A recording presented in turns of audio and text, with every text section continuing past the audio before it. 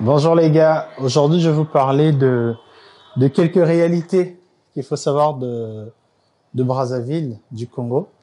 Alors, je sais que les gens ils vont dire, ouais, mais vous c'est toujours comme ça, quand vous venez ici, vous commencez à tailler votre bled. Non, on aime notre pays, mais il y a certaines choses qui sont importantes de dire pour que ceux qui viennent ici, soit en vacances ou pour y vivre, que vous sachiez au fait. Donc là, vous voyez, on est... ça, c'est à ça que ça ressemble un peu plus ou moins des parcelles locales. Faut pas te montrer, hein. Montre pas tout. Mais là, ce qui est intéressant, vous voyez, c'est un tableau. Souvent, les enfants répètent. Là, il va pleuvoir. Ça, c'est quelque chose aussi de. On va parler de ça. On va parler de la pluie. Parce qu'ici, quand il pleut, tout s'annule.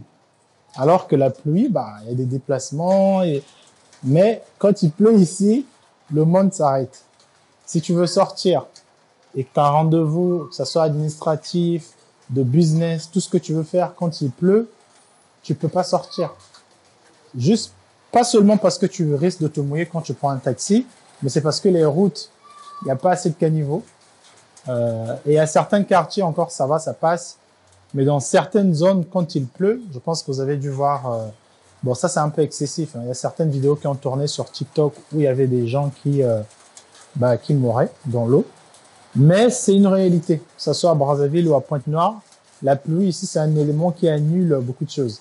Donc, quand vous êtes dans la diaspora en France, aux États-Unis, en Hollande, et quand vous dit, ah bon, aujourd'hui il pleut, je peux rien faire. Et toi, tu es là-haut, tu dis, ouais, mais il pleut, mais tu peux sortir, prendre le taxi. Non, non, non, non, non, non. Ici, ce que tu vas apprendre, c'est la patience. Donc, la chose numéro 1, c'est le temps, la pluie.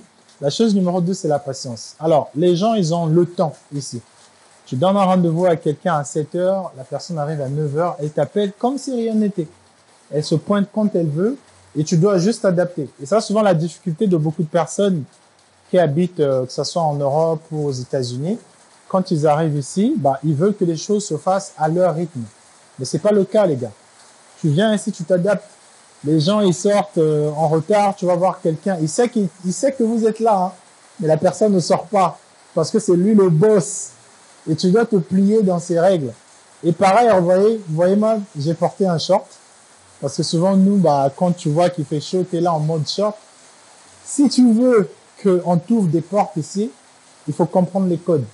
Il y a certains lieux que tu peux pas arriver en t-shirt, en short. Il faut mettre la chaussure, pantalon, cravate. Tu mets un petit parfum de Paris, un parfum qui coûte cher. Quand tu arrives, les gens, ils vont te prendre un peu avec la considération qu'il faut. C'est dommage, mais c'est comme ça. Donc, au lieu de venir et de vouloir tout changer, de changer les codes, c'est comme ça que les gens se fracassent le visage. Donc, quand tu arrives, adapte-toi. Et aussi, la dernière chose, on va parler des hôtels, des hébergements. Donc, une autre chose ici, je disais, c'est le logement. Donc, il existe tellement de possibilités de se loger à Brazzaville que c'est intéressant quand tu arrives pour une courte période. Si tu venais, par exemple, pour 2 semaines, je pense que ça dérange pas si tu te logeais dans un auberge. Un ou une auberge, je sais pas. Ou dans des hôtels. C'est possible.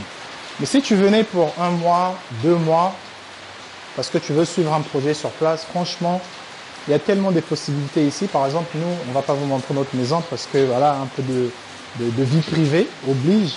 Mais nous, on a pris un appartement qui coûte, je vous ai déjà dit le prix, je crois, ça doit faire 120 € ou 130 €. C'est tellement plus avantageux de faire ça que de payer 30 € ou 40 € dans un auberge. Comment? La journée, hein? Merci de préciser ça. Tu payes 40 € ou 30 € la journée. Donc imagine, toi, si tu vivais 10 jours, tu payes quasiment 2 fois un loyer d'une maison moderne, carrelée. Il y a le courant, il y a 2 chambres salon, il y a tout. Il n'y a pas des meubles, mais tu peux meubler, ça coûte pas aussi cher les meubles ici. Donc, c'est des petites choses à savoir, parce que souvent le réflexe qu'on a quand on voyage, c'est de se dire que bon, je vais prendre un auberge, je vais rester 2 mois, comme ça je viens, je suis mes projets. Ça, c'est une grosse erreur. Si vraiment tu veux venir longtemps et suivre ton projet agricole ou ton projet de construction, peu importe ce que tu as, je te recommande humblement de venir vivre comme tout le monde, comme on est là. Tu laves tes vêtements au seau, hein, voilà.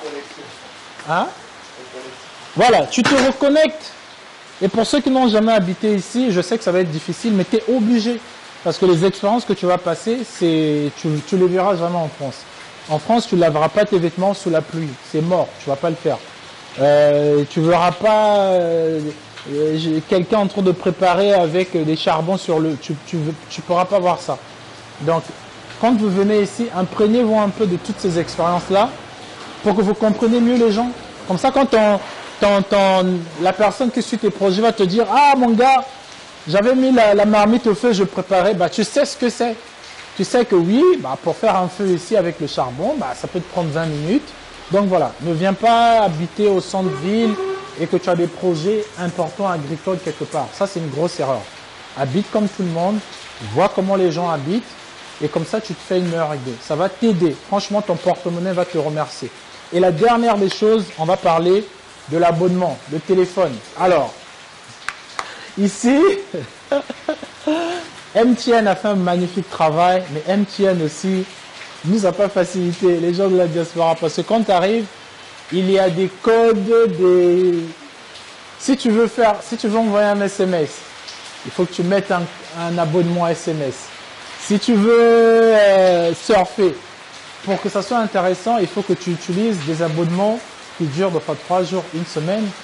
Mais si tu veux appeler un autre réseau, voilà, il y a tellement de choses comme ça qui existent que quand tu arrives, bah, si tu connais rien, tu vas te mettre à acheter beaucoup de crédits parce que ça coûte cher.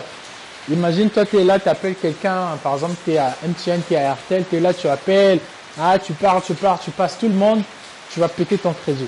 Donc voilà, encore une fois, c'est des choses que pour les savoir, bah, il faut qu'il y ait une personne locale ou il faut que tu habites dans des quartiers bah, comme ça, où tu peux te renseigner chez quelqu'un, comment je peux faire pour faire telle chose. Ok?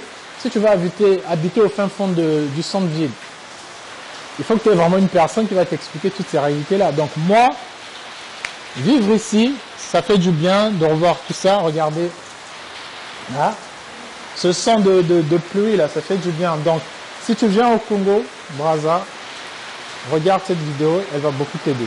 Ok? On se retrouve après. Vous voyez, j'ai mis mon vêtement au fil. Là, il pleut. Donc, je vais aller enlever ma chemise parce qu'elle ne va pas sécher. Ici, les pluies, c'est quelque chose.